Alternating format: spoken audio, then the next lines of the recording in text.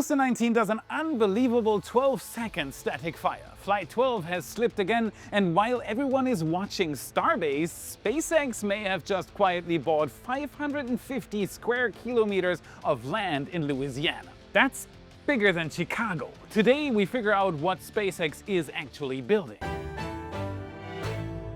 My name is Felix, welcome to What About It. Let's dive right in.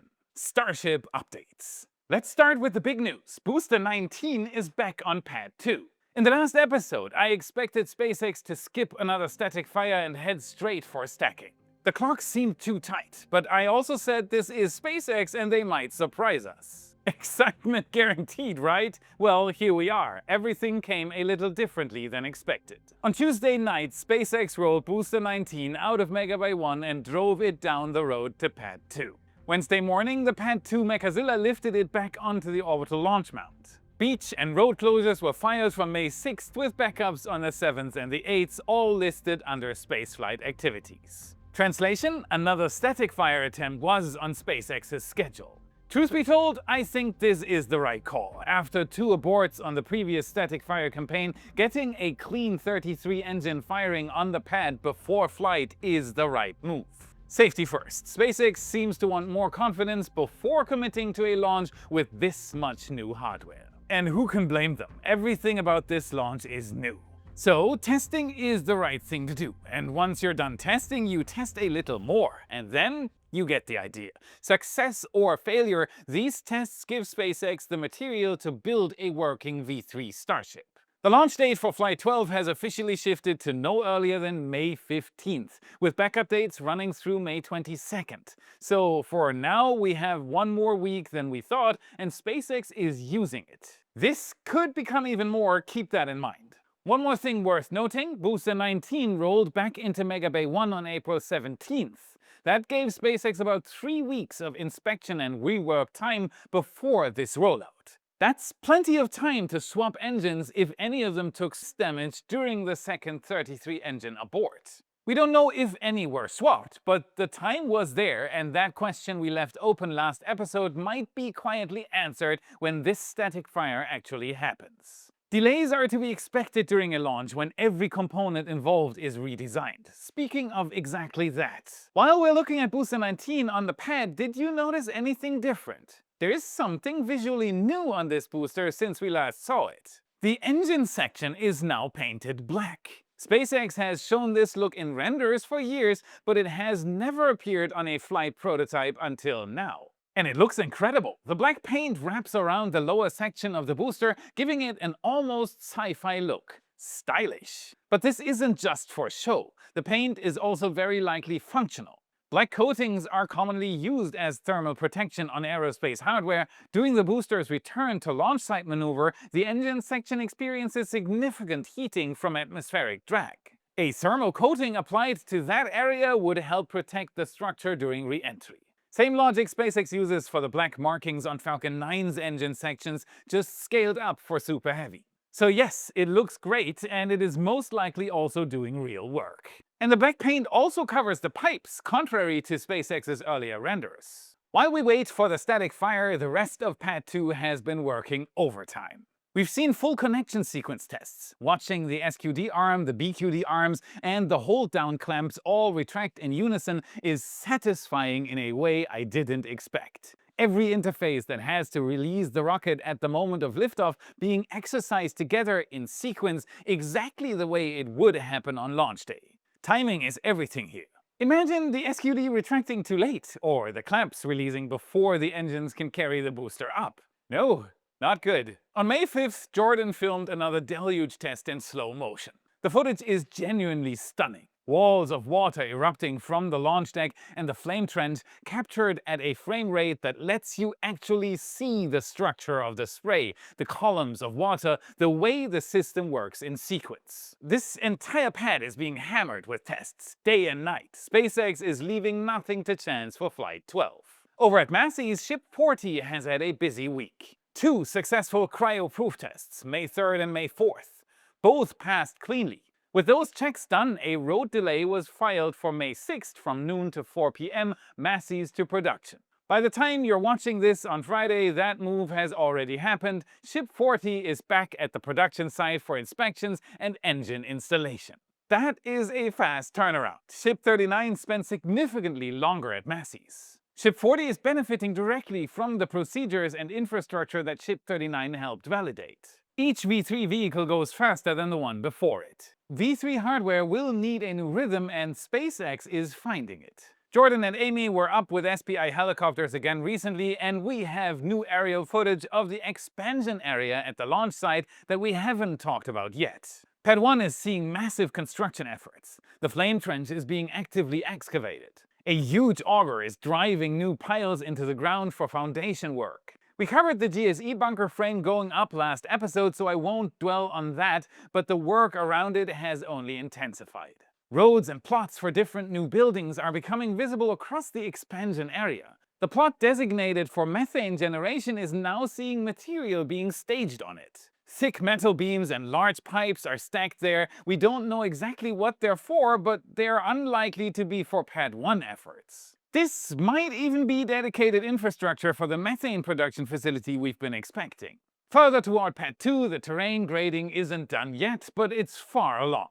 Soon, construction will begin all over the place. Armies of concrete trucks will pour in again. All this empty graded land will be turned into one solid slab of concrete to support whatever SpaceX builds on top of it next. The scale of what's happening here is hard to overstate from the ground. From the air, it is obvious. SpaceX is preparing for an operational future at Starbase that requires much more than what we have right now.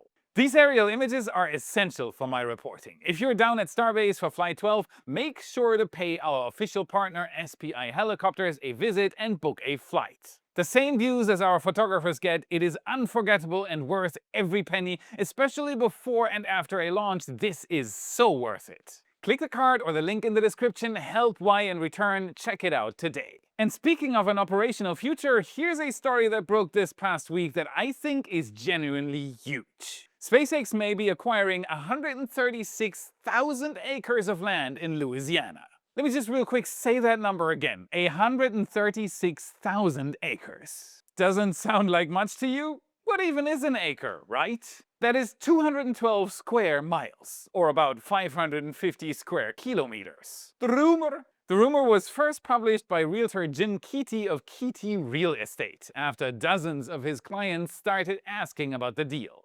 The land in question is marshland south of Highway 82 in Pecan Island and Freshwater City in Vermilion Parish in the Acadiana region of southern Louisiana. Remote, and thus perfect for a spaceflight facility. To put 550 square kilometers in perspective, the city of Chicago covers 590 square kilometers. The famous Zion National Park, which I visited with my family last year, 593 square kilometers. That is extra large with some XXXL on top, please. For comparison, Starbase, Texas has around 4.5 square kilometers right now and is planning to ramp that up to around 34 soon by acquiring more land in the Rio Grande Valley.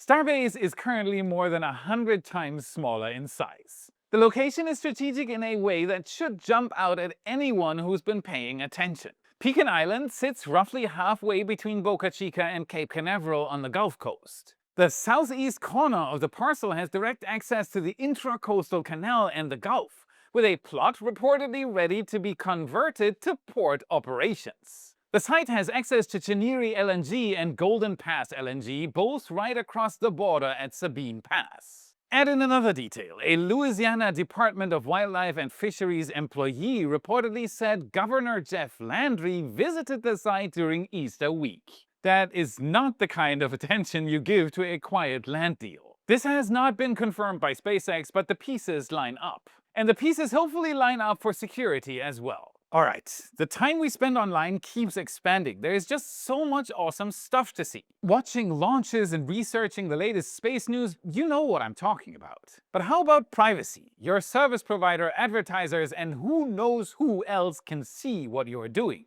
And it all gets logged somewhere by someone. Surfshark VPN, today's sponsor, encrypts your connection so nobody's snooping on your traffic. All of your devices are covered. Your phone, laptop, tablet, all under one single account. Privacy is great, but Surfshark offers more. Imagine traveling abroad and suddenly half your streaming library is gone. Access your content wherever you are. Surfshark lets you connect through servers in over 100 countries. It also comes with an ad blocker, data breach alerts, and even an antivirus, all in one convenient bundle. Start your 7-day free trial and unlock 4 extra months of Surfshark VPN. Head to surfshark.com/Felix or use code Felix at checkout. Check it out.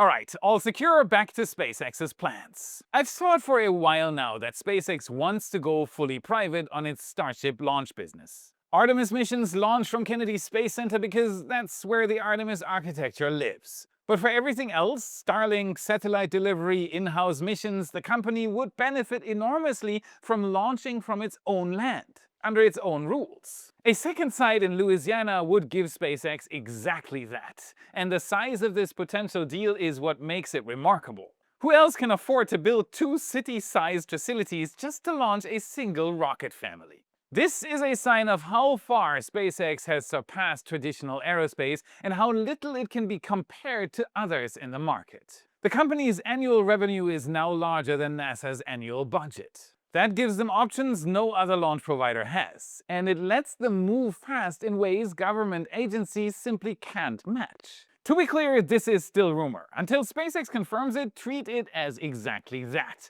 But if it does turn out to be real, we are looking at the early stages of Starbase 2. On May 7th, we finally got everything we could have hoped for. SpaceX tried once, recycled, and then went for a full what seems to have been 10 to 12 seconds of static fire. This does not look like it was an abort. At the time of recording the episode, there was no official word yet. The shockwaves running through the vapor and smoke are mind-boggling. Our super slow-motion recording in 4K shows the full force in great detail. This might very well be the best footage Jordan has ever recorded for us.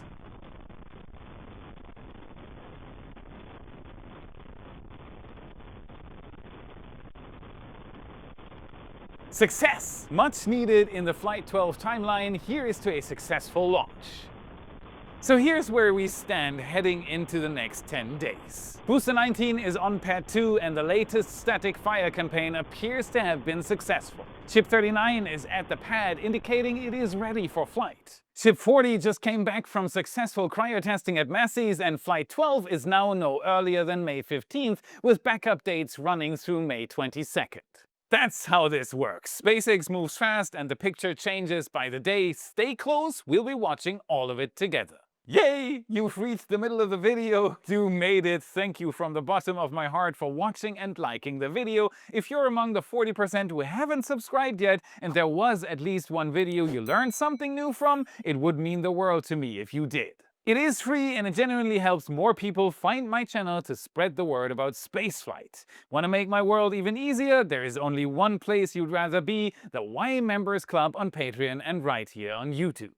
Click the card or the join button under the video. You are the reason we keep doing this. Thank you so much. You rock. Flight 12 is coming up. Ever thought of going to watch one live? Why just watch the launch when you can feel it? We are working together with the family-oriented Raptor Roost, and they have the closest public viewing of any rocket launch in the world. Boating and fishing from full-range campsites on the scenic Rio Grande included. Call 956-561-5617 to get more info. See you there.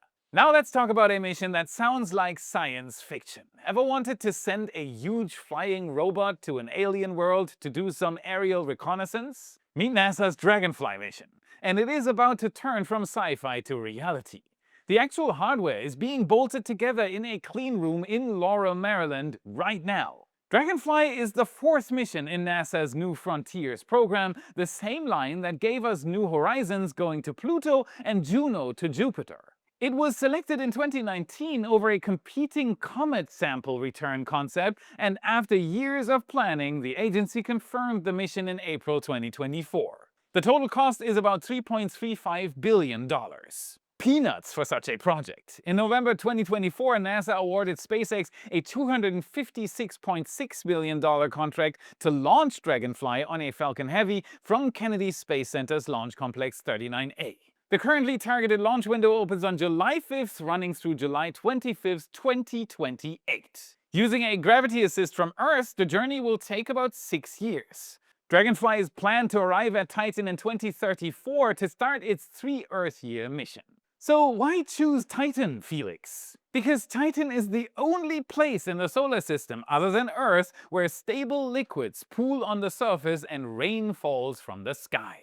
Sounds lovely? You might want to rethink that. Titan has a dense atmosphere that keeps the moon covered in a thick haze. It is about 95% nitrogen like our own atmosphere, but with around 5% methane. Air pressure is a bit higher than on Earth. Roughly 1.5 atmospheres at sea level, so not terrible but also not pleasant. It's an alien place, especially since the liquids here are not water. Methane and ethane fall as rain. They carve rivers and collect in polar lakes and seas the size of North America's Great Lakes. But there is more to discover underneath its icy surface. This is where Titan hides large deposits of liquid water. It is a bit like a natural laboratory to study the beginnings of life, and it has been running for billions of years. This mission's engineering is unlike any other science mission to the outer planets before. Titan offers a unique combination of an atmosphere that's about 4 times denser than Earth's and a gravity that's only about 1/7 of Earth's. These conditions create a place where flying is very easy. The power needed to keep the same mass in the air on Titan is something like 38 to 40 times less than on Earth. I could probably fly if I flapped my arms. Probably. Flying in Titan's air is effortless. Low RPM propellers and much less energy are needed. That's the physics that makes Dragonfly possible. The vehicle itself, designed and built by the Johns Hopkins University Applied Physics Laboratory, is an octocopter. It has 4 arms with 2 rotors each, one on the top and one on the bottom. Each of the huge rotor blades is about 1.35 meters across. That's large. And they have to support a vehicle that is roughly 3.85 meters long and wide and 1.75 meters tall. It is not only big but also weighs about 875 kilograms. These measures make Dragonfly comparable to a small car. But it can fly very well in Titan's soup-thick air. It can cruise at around 36 kilometers per hour and climb as high as 4 kilometers above the surface. To make operations as safe as possible, it has a redundant rotor configuration. This means the vehicle can lose a motor or even a full rotor and still keep flying. There is a problem though, because Titan's permanent fog blocks most sunlight and nights last almost 8 Earth days. Solar panels are not effective on this moon. Dragonfly will instead carry a multi-mission radioisotope thermoelectric generator, or MMRTG, the same kind of nuclear battery that powers Curiosity and Perseverance on Mars. It works by converting the heat from naturally decaying plutonium-238 into electricity, producing roughly 110 watts continuously. Naturally decaying plutonium-238, doesn't that sound lovely? That might not sound like much, but it is a continuous trickle of power. It gets an 11.5 kilowatt-hour lithium-ion battery topped up during the long Titan night. That is a huge battery. When day breaks, Dragonfly can use the stored energy to power its 8 motors for flights of up to about 16 kilometers. Then it sets down to recharge again. Over its mission, it's expected to travel 175 kilometers across Titan. It might not sound like much, but that's farther than any rover has ever roamed on another world. And let's be honest, if it is like any other robotic NASA mission, that number will turn out to be much higher. They tend to last just a bit longer than intended. The MMRTG also doubles as a heating system. The lander's internals are kept between roughly 0 and 30 degrees Celsius. That is remarkable because the outside air hovers around minus 179 Celsius. A thick layer of solemite foam wraps the body to lock the warmth in. The next obstacle? Dragonfly cannot be controlled directly. Titan sits between roughly 1.2 and 1.6 billion kilometers from Earth, depending on where the planets are in their orbits. That means a one-way radio signal takes between about 70 and 90 minutes. This makes any kind of direct remote control impossible. There is only one solution. Dragonfly has to be smart on its own. It will use cameras, LiDAR and radar to scout and evaluate hazards. It picks its own landing spot and executes the entire flight autonomously, making its own decisions. It will only phone home with a summary at the end of the planned mission segment. Home phone. NASA likes to call this a leapfrog exploration pattern. Fly during a Titan day, study the new site over the long Titan night, then leap to the next point of interest. Across the full mission, dozens of distinct landing sites will be visited, both around the equatorial Shangri-La Sand Sea and the 80-kilometer-wide Selk impact crater.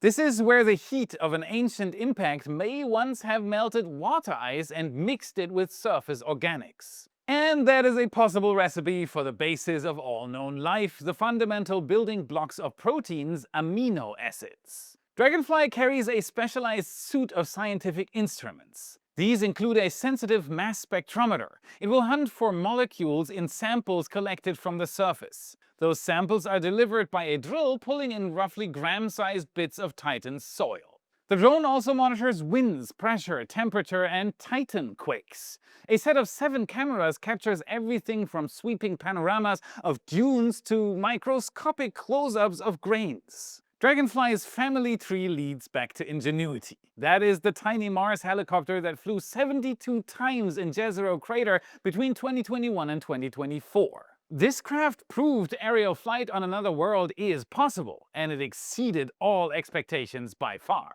But Ingenuity was only a 1.8 kilogram tech demo. Dragonfly is a full-size mission, a flying laboratory that's roughly 500 times its mass. As of May 2026, the project is in full swing. Dragonfly passed its critical design review in April 2025. Through that summer and fall, full-scale rotors were tested in Titan-like dense gas at NASA Langley's Transonic Dynamics Tunnel. The foam insulation was qualified and the flight radios were completed. Lockheed Martin finished the aeroshell heat shield that will shield the craft during its 105-minute plunge through Titan's atmosphere.